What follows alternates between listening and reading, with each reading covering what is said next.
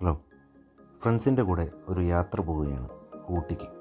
അതിൻ്റെ മുന്നോടിയായിട്ട് ലാപ്പും കാര്യങ്ങളൊക്കെ ഒന്ന് ഓഫാക്കി സാധനങ്ങളൊക്കെ എടുത്ത് വെക്കുന്ന ഭാഗമാണ് നിങ്ങൾ കണ്ടുകൊണ്ടിരിക്കുന്നത്. കുറച്ച് നാളായി പ്ലാൻ ചെയ്യുന്നതാണ്. പെട്ടെന്ന് ഒരു ഇതായിരുന്നു, ഇന്ന് പോയേക്കാം എന്നുള്ളത്.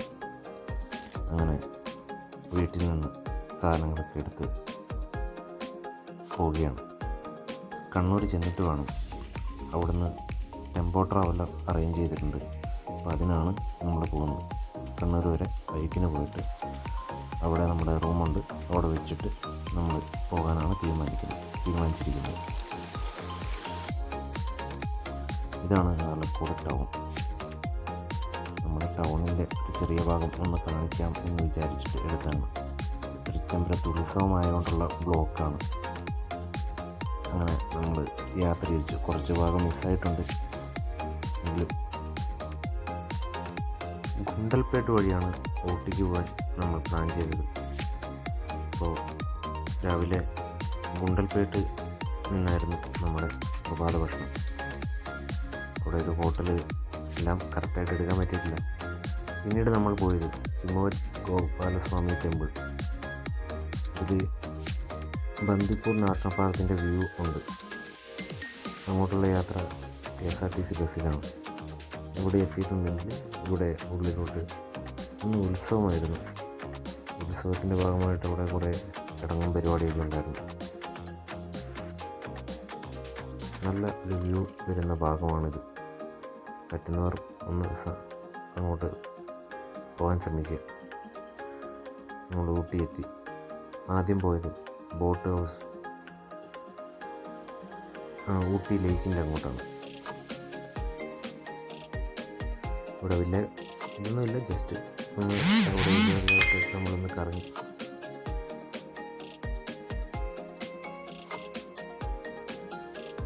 ആകാശ് ഉന്നം പിടിച്ച് വെടിയോ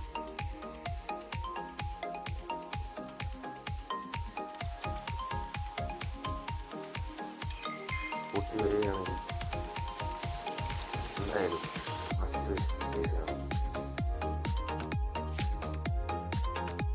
നല്ല അനവധി ഫ്ലവേഴ്സ് ഇവിടെയുണ്ട്.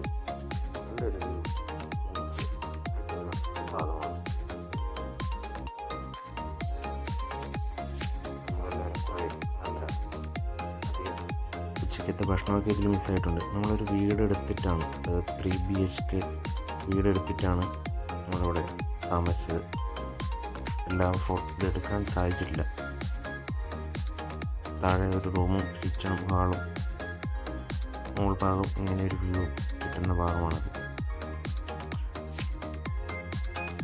എന്തുകൊണ്ടും നല്ലൊരു പ്ലേസ് ആയിരുന്നു. രാത്രി നമ്മൾ ക്യാമ്പ് ഫയറെല്ലാം സെറ്റ് ചെയ്തിരുന്നു. ഇതാണ് റൂമിൻ്റെ ഉൾഭാഗം. ഒരു റൂമിൻ്റെ മാത്രം കാണിക്കുന്നത്, ബാക്കി എല്ലാവരും അവിടെ കിടക്കുകയാണ്. ഓക്കെ, ഇങ്ങനെ ഒരു നല്ല നീറ്റ് ആൻഡ് ക്ലീൻ വീടാണ് നമുക്ക് ലഭിച്ചത്. പിന്നീട് നമ്മൾ രാവിലെ തന്നെ ഒരു ചായ എല്ലാം കുടിച്ചിട്ട് ഈ ഹോട്ടലിൽ നിന്നാണ്, ഹോട്ടൽ ശ്രീകൃഷ്ണ, ഇവിടെ നിന്നാണ് ചായ കുടിച്ച് ഞാൻ നെയ് റോസ്റ്റൊക്കെയാണ് കഴിച്ചത്.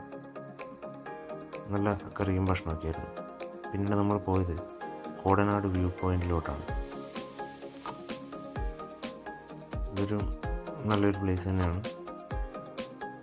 ചെറിയ ഫോഗൊക്കെ ഉണ്ടായിരുന്നു, അതുകൊണ്ട് എങ്കിലും അവിടെ ഒരു വെള്ളച്ചാട്ടമൊക്കെ കാണാൻ സാധിച്ചു. കോടനാട് വ്യൂ പോയിന്റ് ഇതാണ്. താഴെ എന്നുള്ള ഭാഗം. പിന്നീട് നമ്മൾ അടുത്ത സ്ഥലം പിടിച്ചത് ദൊഡ്ഡബെട്ട പീക്കിലേക്കാണ്. ദൊഡ്ഡബെട്ട പീക്ക് അത്യാവശ്യം നല്ല തിരക്കുള്ള സ്ഥലമായിരുന്നു. ദൊഡ്ഡബെട്ട പീക്ക് ഇതുവഴി ഇങ്ങനെ നടക്കാനൊക്കെ നല്ല ഇതാണ്. കുറേ കച്ചവടക്കാരൊക്കെ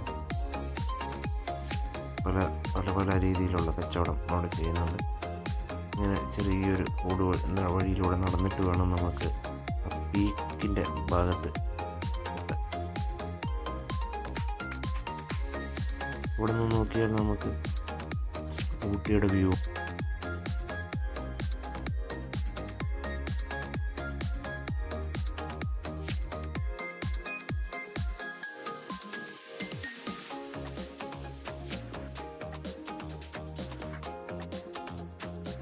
കൂനൂർ വ്യൂ. ഇവിടെ നോക്കുമ്പം കൂനൂർ വ്യൂ നമുക്ക് കാണാം. മെട്ടുപ്പാളയം കൂനൂർ വ്യൂ.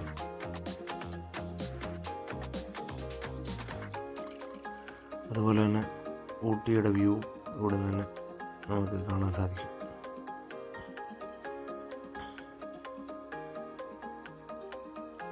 ഇതൊക്കെ ടൂറിസ്റ്റ് പ്ലേസ് ഉള്ളത്. ഇത് നമ്മളിപ്പം നിൽക്കുന്ന സ്ഥലത്തിൻ്റെ ഇതൊക്കെ അവിടെ ഉണ്ടായിരുന്നു. ഇത് ഒരു മെയിൻ സെൻറ്റർ ഓഫ് പോയിൻ്റാണ്, നീലഗിരീൻ്റെ സെൻറ്റർ ഓഫ് പോയിൻ്റ്. ഇവിടെ വെച്ചിട്ടാണ് ഈ ഡിസ്ട്രിക്റ്റ് അളന്നത് എന്ന് പറയപ്പെടുന്നു. അതോ ഇന്ത്യ അളക്കാൻ വേണ്ടിയാണോ ഇത് യൂസ് ചെയ്തതെന്ന് എനിക്കറിയില്ല. വിവരം കറക്റ്റായിട്ട് കിട്ടിയിട്ടില്ല. എങ്കിലും ഇവിടെ നിന്നാണ്, ഇതാണ് സെൻറ്റർ ഓഫ് പോയിൻ്റ്. ഇവിടെ നിന്നാണ് ഡിസ്ട്രിക്റ്റോ അല്ല പണ്ട് ബ്രിട്ടീഷുകാർ വന്ന സമയത്ത് അളക്കാൻ ഉപയോഗിച്ച ഇതാണ്. ഇവിടെ തന്നെ 2 ചർച്ചുകളുണ്ട്. പിന്നെ ഇവിടുത്തെ ട്രഷറി ഇവിടെയാണ് സ്ഥിതി ചെയ്യുന്നത്. പിന്നീട് നമ്മൾ പോയത് പൈൻ ഫോറസ്റ്റ് കാണാനാണ്. പോകുന്ന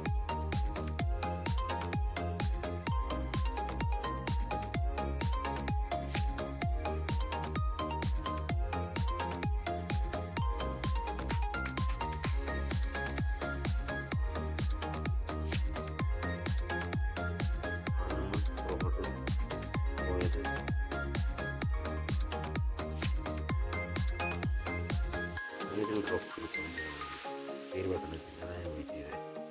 അപ്പോൾ ഇവിടെ എത്തിയപ്പോഴാണ് നമ്മൾ 5:30 കഴിഞ്ഞിരുന്നു. 5:30 6 മണിയോടെ എടുത്തിരുന്നു. 5 മണിയാകുമ്പോൾ ഇത് ക്ലോസ് ആക്കി. അപ്പോൾ അത് കാണാൻ സാധിച്ചില്ല. പിന്നെ നമ്മൾ പുറപ്പെട്ടു. ഭക്ഷണം മീനങ്ങാടി എത്തിയിട്ടാണ് ഭക്ഷണം കഴിച്ചത്. ബാക്കി വീഡിയോ എടുക്കാൻ സാധിച്ചില്ല. അപ്പോൾ ഓക്കെ, ബൈ.